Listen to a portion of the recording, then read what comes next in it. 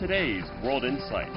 China's Chang'e-5 mission returns to Earth with moon dust. What does the future look like for international cooperation for lunar and Martian missions? The network for going deep for communication with the spacecraft is very important globally. And we meet a tech entrepreneur in Beijing, Silicon Valley. James Pei from the Fourth Paradigm talks about innovation.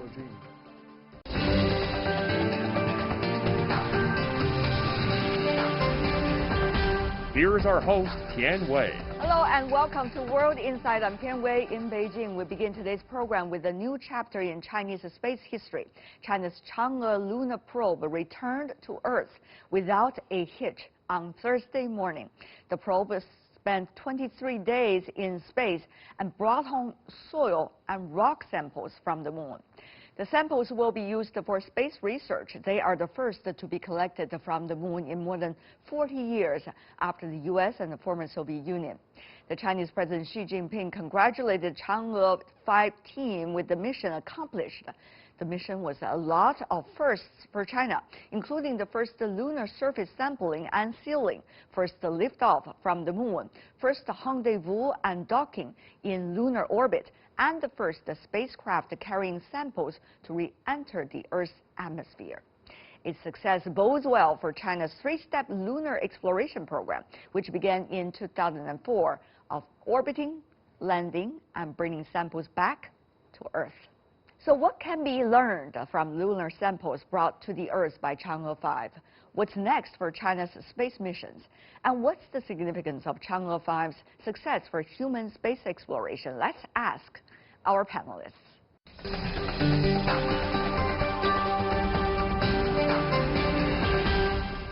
For more on breakthroughs with the Chang'e-5 mission, in our Beijing studio we have YANSONG, who's the Director General of the Asia Pacific Space Cooperation Organization, and also our longtime friend Yang Yuguang, Professor at China Aerospace Science and Industry Corporation. Last but not least, in Washington, D.C., has been with us on several discussions about China's space program, Dr. Amitabh Ghosh, Chair of the Science Operations Working Group for the NASA Mars Exploration Rover mission. Gentlemen, welcome to the program. I want to start by asking both of you, the guests sitting here in Beijing. The samples have been already collected, and China, actually, many Chinese are very excited about this. What's inside, and what can we know about the moon? Mr. Xu, tell us more. What's really there? Well, it's a pack of 2 kilograms of dirt. Yeah. I think that's basically what it is. It's the landing site is on the newest area. We're expecting a lot more from the content of it. We're looking at the samples in a way of chemical compositions, physical appearances, isotopic characteristics, mineralogically, and many other perspectives. A lot of people will jump on those 2 kilograms of dirt. Mr. Yang, now we know already it's impossible to grow vegetables on the moon, according to the latest studies of the content of the Earth collected there. But what else do we specifically want to know in order to continue our mission on the moon? First, on the contrary, we do have vegetables on the moon. Oh. On Chang'e-4 mission, we have a very small device which have many seeds, including the seeds of vegetables, cottons. But unfortunately, the vegetables do not grow, but the cotton do have a leaf. So it's really impressive. Actually, seriously speaking, the vegetable can also grow. So we have this kind of scientific research for the future, prepare for the future permanent base, a human base on the lunar surface. So they will grow vegetables and they can eat the fresh fruit. So this is really a very good, meaningful experiment last year.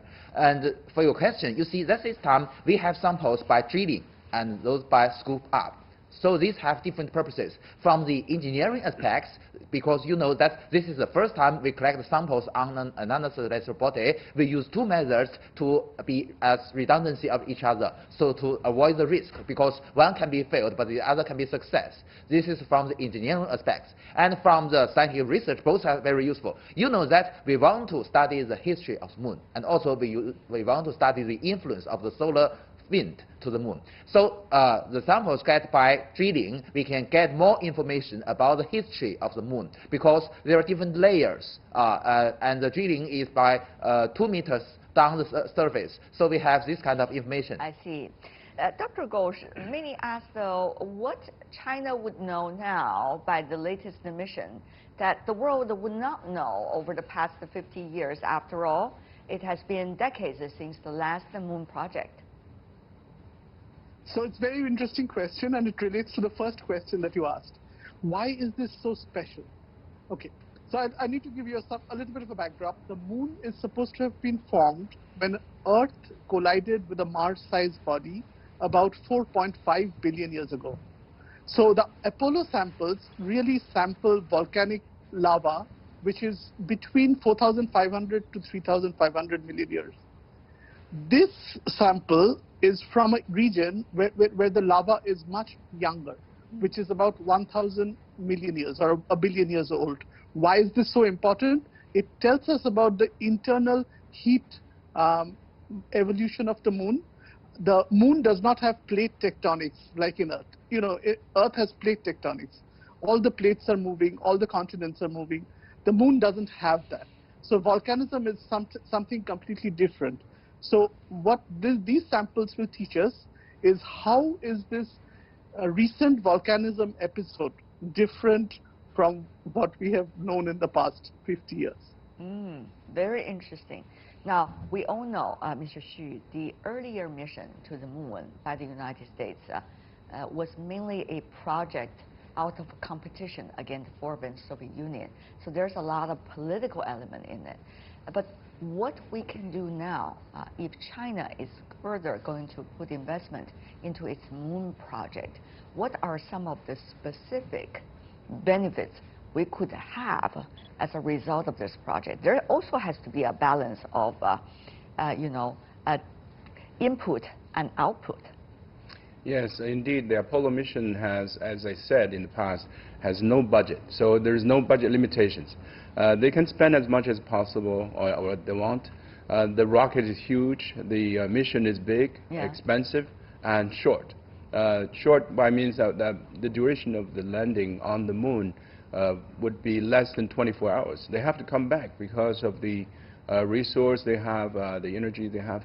So the future mission of China, so far we had already 5 robotic missions. We call it robotic missions, either orbiting or landing or sending rovers and sample returns. These are all unmanned missions. And in the coming, let's say 5 or 10 years, still we'll have continued robotic missions to further study the moon scientifically, energetically. We want to find the lunar volatiles. They call it lunar volatiles, either deposition of water, ice, or other materials that we can use on the moon. As you said, the second question, whether we can grow vegetables, and Professor Yang said yes, but we need water too. So we have to find the deposits. We have to better understand the mineral deposit of the lunar surface, as well as the volatiles, before we send a man to the moon. So this will be a more thorough approach. In this connection, we also have this international cooperation on the Gateway. The Gateway is an orbiter of a manned space station around the moon.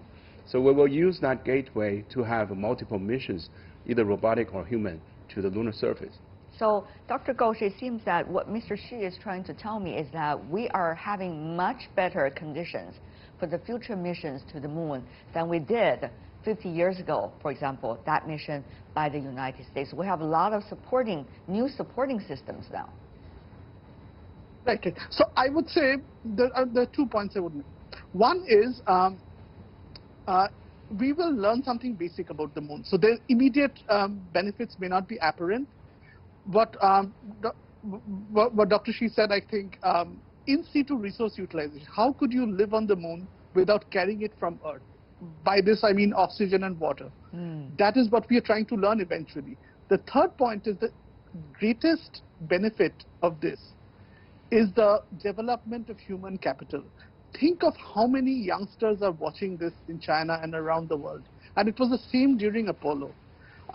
This interest in science that was spawned by Apollo is supposed to have created Silicon Valley. Many people who got interested in science and started industries and did well in physics and did well in engineering.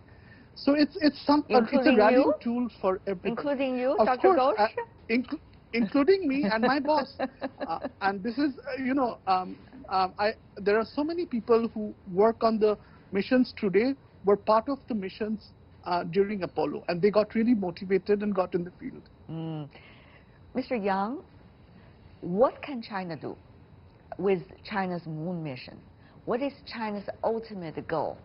And how do you see this ultimate goal will be done within a budget framework and also within a time framework? After all, the commercial flights to the moon could be almost possible if Elon Musk and also some of the other American companies are developing their as fast as possible. For every space-capable nation like US, Russia, Europe, Japan, and China, so our final goal will be human missions to Mars. So no exceptions. But there are differences. But you see, for US, because they've already been to the moon, so it's theoretically speaking, it's not necessary for them to go to the moon again. So they can directly go to the Mars.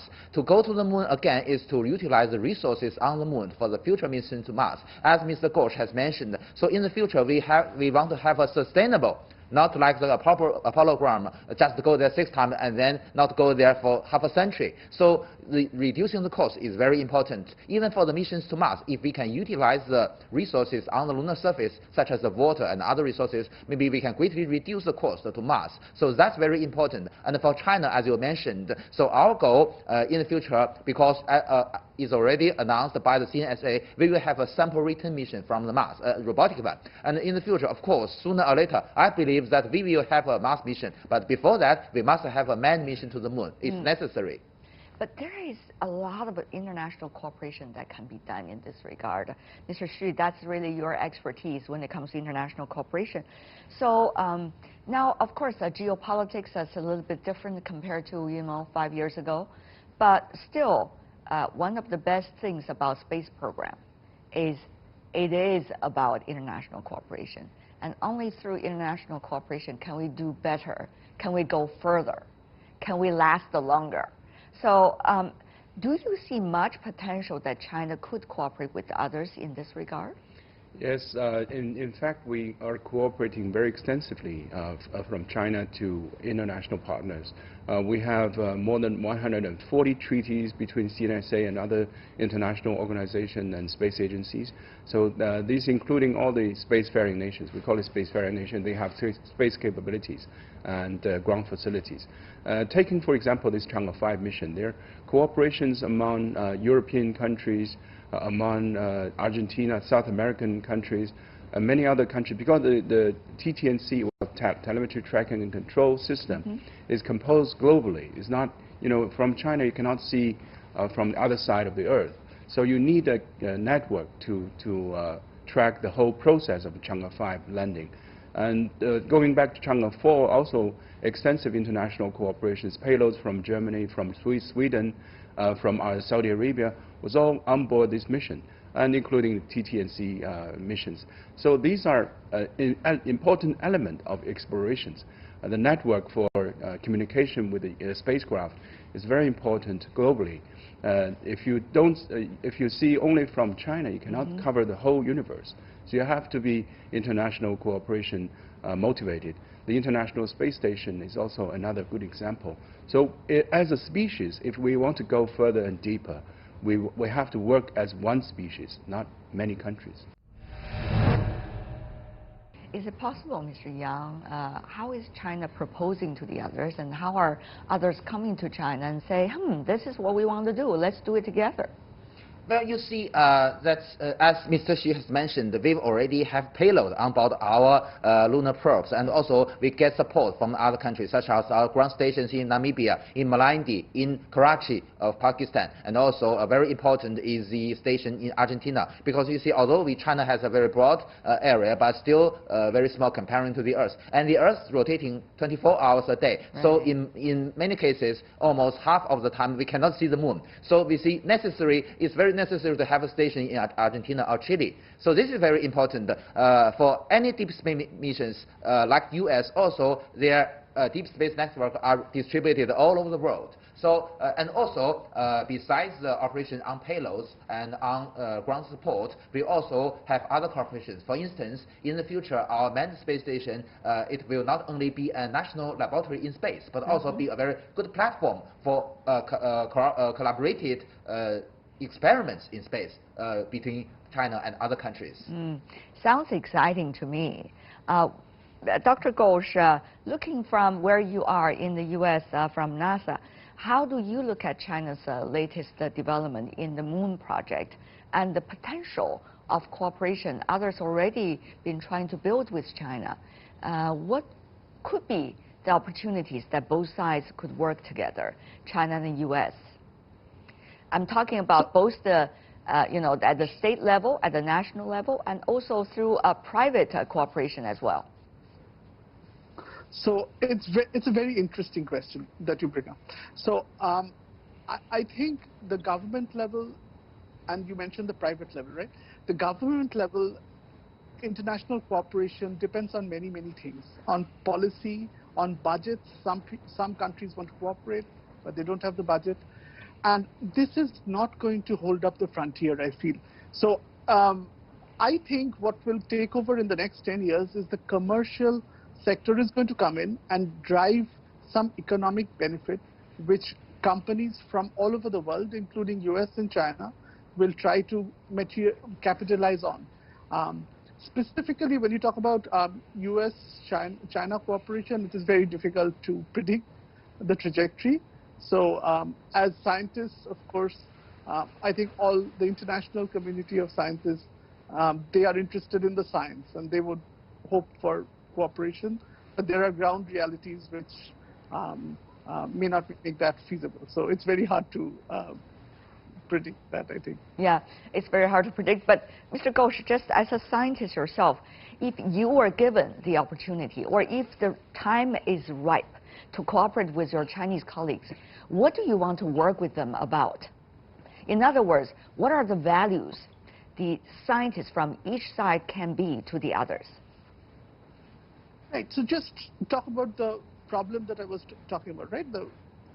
This is bringing younger volcanic rocks, and the US has the older volcanic rocks, right? The US has this 4 billion year or 3 billion year old rock. This will be the 1 billion year rock. If you are a geochemist or a geologist, each other's research will benefit if there is exchange of information. Okay. And interestingly, this exchange of information can happen simply by sharing the data, not cooperating on the mission, by simply sharing the data. So all NASA mission data is available on the internet for anybody to see. I don't know what China's data platform is. So there are multiple ways for cooperation to happen. It's not necessarily that you don't have an instrument by a specific country that cooperation is not going to happen. But as a scientist, of course, you want the human race to go forward, and you want human knowledge to go forward.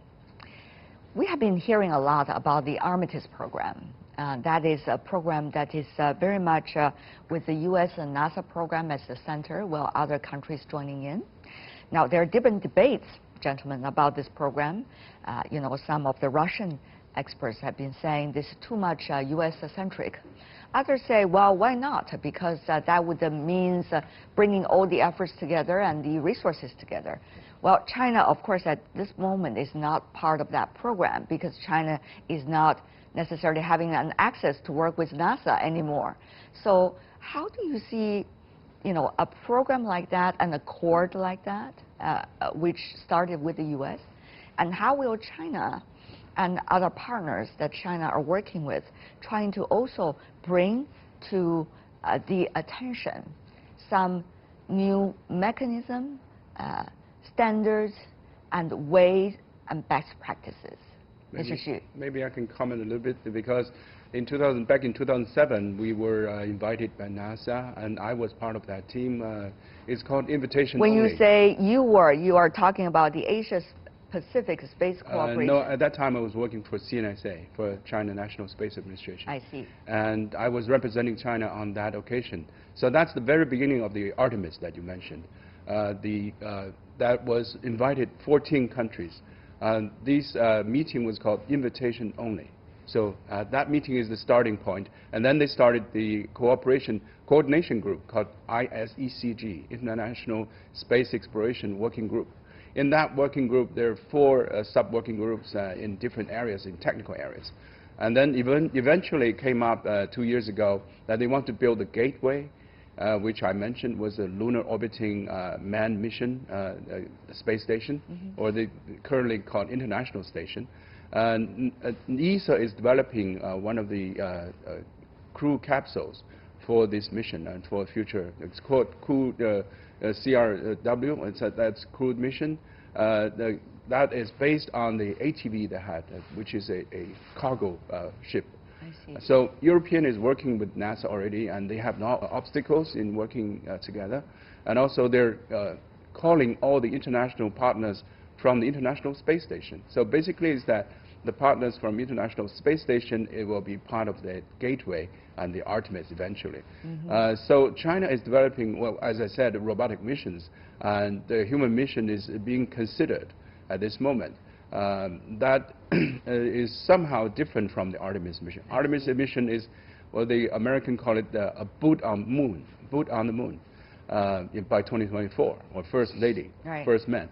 That is something that is they're working on at this moment, and they're signing the Artemis Accord country by country, and currently more than 10 countries has been part of that. I see. Dr. Ghosh. Yes. So my perspective is Artemis Accords has nothing to do with space science, nothing to do with space exploration. It's simply a best practices, as you said, a best practices document which defines engagement between different countries. And so, for example, it talks about interoperability. Means that if you have a base of a country A and a base of country B, and they wanted to exchange some astronauts, the vehicles to be compatible. They have to be able to dock with each other. They should be able to take power from each other. Things like that. So while I have seen, as you mentioned, that there was some Russian criticism, I have not understood any specific objections that people have, that countries have, as to how, if it is not this, what should it be? So it's just a rule of engagement. Like you have airports in the US and the airports in China need to have runways and need to have receiving terminals for passengers. So it's nothing political. But if you do not like, if Russia does not like it, what is the specific objection and what is the counter suggestion? So so I think there is a lot of misinformation or misunderstanding about Artemis Accords just because the name is the same as the Artemis mission. Yeah. The mission is completely different. It's about, as Dr. Xi said, sending humans back to the moon. Okay. Artemis Accords has nothing to do with that. Mr. Yang.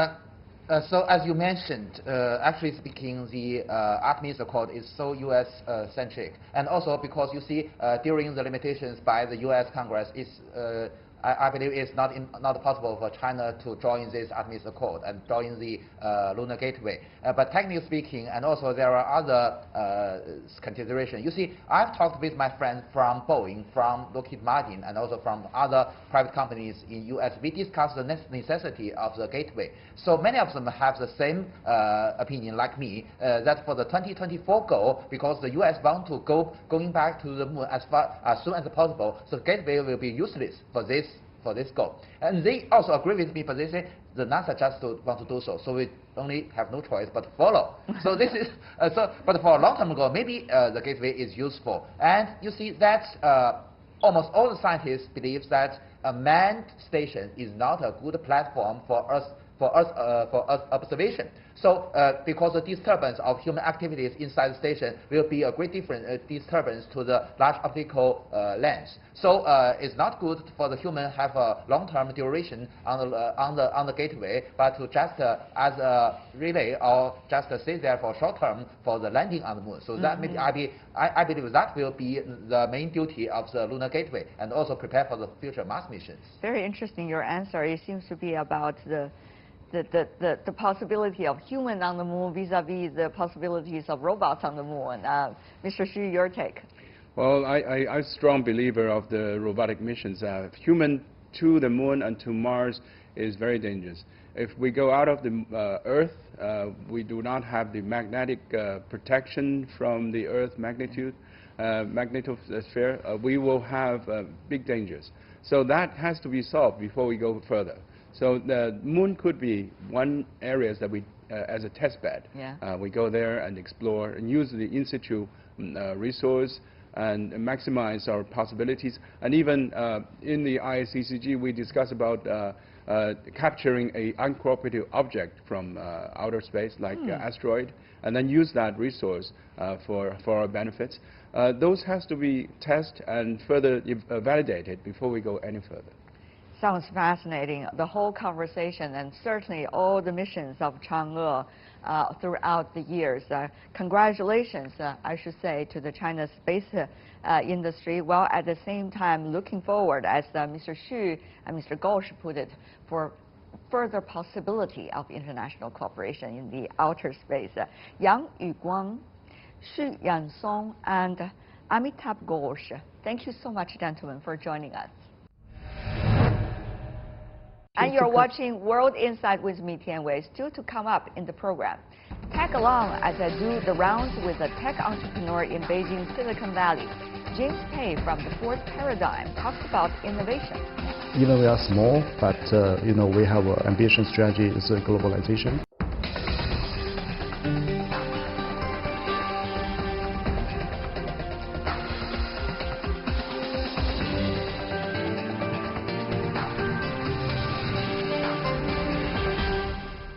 Welcome back. This is World Insight with me, Tian Wei.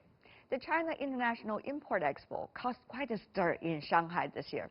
Innovation was the buzzword of the expo. So I found it quite refreshing to talk about the innovation with savvy business minds from multinational companies, especially fast-paced innovation here in China. On that, I've been talking to a group of Chinese entrepreneurs. James Pei from the Fourth Paradigm is one of them. Standing in the middle of the company's new office space near Zhongguancun, also known as Beijing's Silicon Valley, he's obviously quite proud of what he and his team have achieved. Take a listen.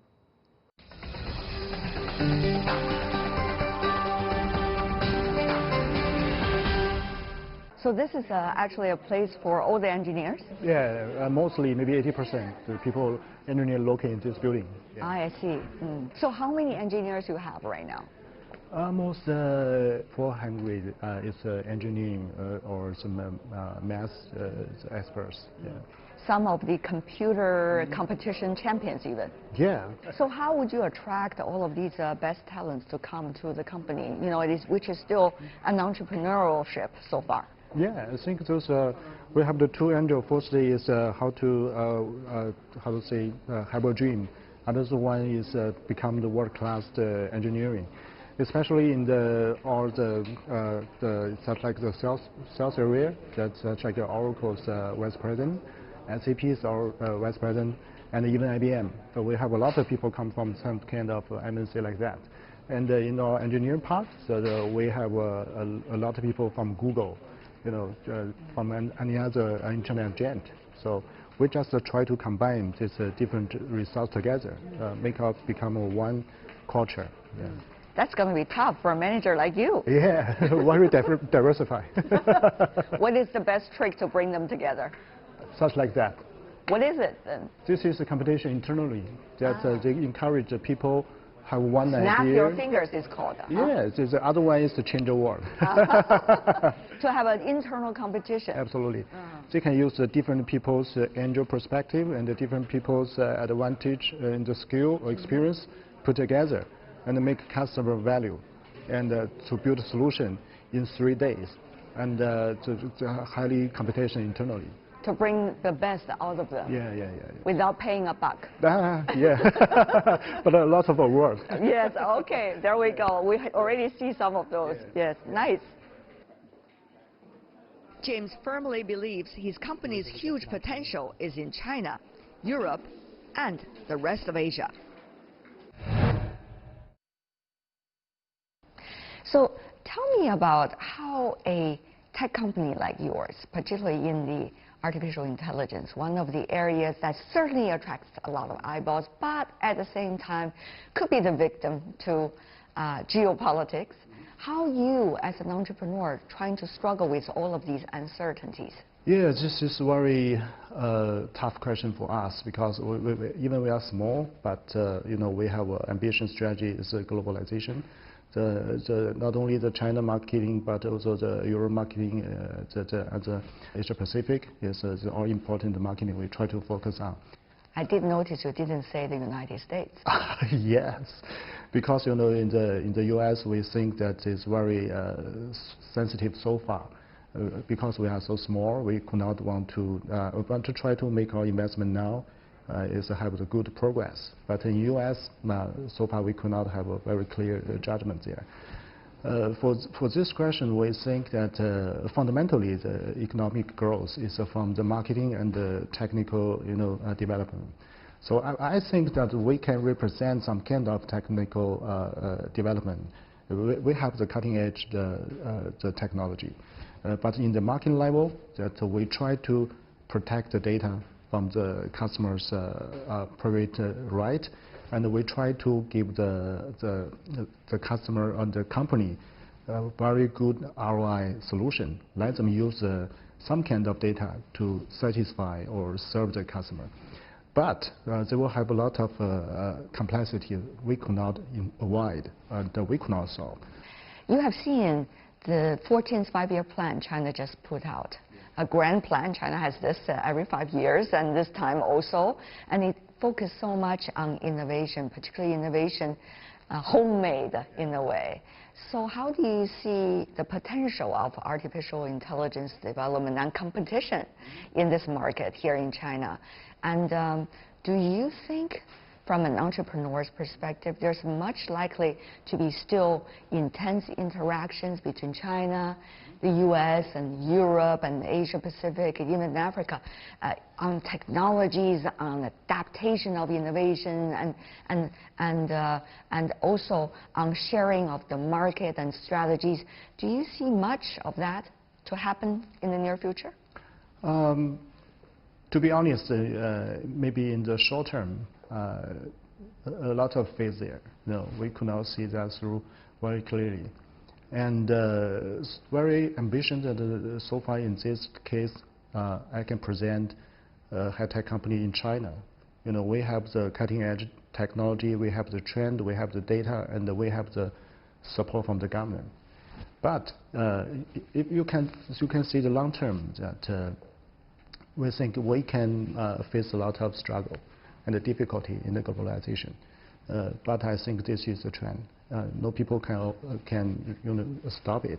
Maybe it can slow down a little bit, but it could not stop it.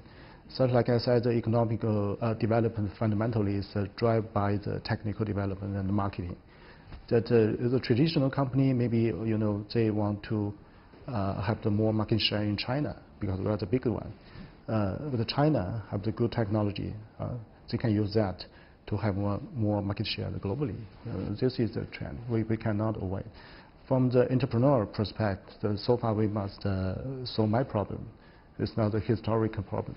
When you look at some of the companies, Huawei, for example, Tencent, and some of the others, their latest experiences, do you see that as fair?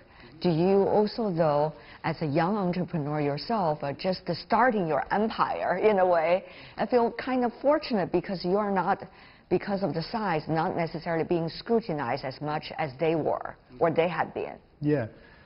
So far, this is for us is not the same question or challenge. We are still a tiny one, but we also can learn from them. If you can go back the last 2 decades, Chinese so proud globalization companies, Huawei, I think in that area they have their competition advantage. But in the next stage, in the China company, or China is the R&D driven, technical driven company, they will face the different scenario or pace, how they can develop. This period for us is extremely difficult one. But like I said, that we can overcome. But we cannot say that the time is 3 months or 3 years. I know you and your colleagues are coming from everywhere. For an entrepreneur, of course, you want to have all the talents possible. Coming from the Chinese private sector, coming from multinationals. You used to work for a multinational company yourself, actually an American one. How do you see, with the ongoing geopolitics and the different stage of development for multinational companies in China, how would you be able to attract the best talents you could ever have? Actually, so for us, it's a very exciting experience for the CIE. I just been involved in the CIE in the first one. And in that time, I'm the SAP's vice president. And we have a very beautiful stage. Then all the governors come here. So we can give you a very good story that is named Zhang Guoqing. In that time, he's Tianjin the vice mayor. And they come to our stage and just talk like a friend. He just tell me that in the past 2 decades, he also actually is a user for SAP. So in that time, he think SAP is very powerful and very attractive. But he says, to be honest, you are old. You need innovation. You need localization. I have a lot of talk with the governor in the several years. But this is a very good talk with the governor, because this is very equally friendly and such like a friend. He just gives some advice and he just think how to help us. So this is a very good memory for us, for foreign company in the CIE. So actually they want to welcome foreign investors into their localities. Even the number 1, number 2 guy of the city come out and say hello and come to my place. I'm going to give you support. Yeah. So your question, I think, for the multinational company, we still have a lot of things to learn from them. Not only the technical one, but some manual one, operation one, and even the cultural one. So we think we can attract the talent from them, and we also should learn from them how to run the business, not only in a regional market, but the global one. For Paradigm, it's an AI company. And in this year, for us, it's very tough. In the half of the year, we have to suffer from the epidemic. I think for the CIE, this is very proud that we can involve in this meeting, and it's very important for us to show our cutting-edge technology. What are some of these technology you would like to showcase in front of the world audience? In China, actually, we have a slogan that means AI for everyone. For example, in China, if you use one credit card, so the 80% of the AI computing is from Paradigm, so that they can help you to prevent some bad people to steal your money. Or if you go to global, you want to have some transactions that naturally the banking will call you whether this is your behavior. In the first several years, you say, oh, it's so nice, the people take care of us. But now that no people call you, it's just because AI know just your behavior. The privacy of consumers are extremely important, and there have been a lot of reporting about the infringement of personal information. So how do you see the importance of that, and how you've been making your efforts in order to solve some of the problems? For Paradigm, that we have the fundamentally rule is I do not trade off the data. Actually, that our platform is not to try to identify who is James, who is the teacher 10, but we just to compute the trend. The people like Mr. James, what kind of behavior they will have, and what kind of service maybe they will satisfy. But actually, the machine didn't know who is James. And I have noticed that the sign of your company, Mm-hmm. you know, the logo, English is bigger even than the Chinese characters. Yeah. And you got the slogan all written down in English. It certainly shows your global ambition there. Yeah, actually, you know, even we are a small company, we have a hungry employee. You know, we have the global view. We're not so focused in the regional market. We have the global ambition. So far, and we slogan is AI for everyone. It's not for every Chinese one. James, what a pleasure. I had a wonderful time in your place. Thank you. Appreciate it. Thank you. And that's all the time we have for today. If you'd like to see more, search World Insight or check out our YouTube channel. Follow us on Twitter and Facebook. I'm Tian Wei. On behalf of the team, thanks for watching and bye.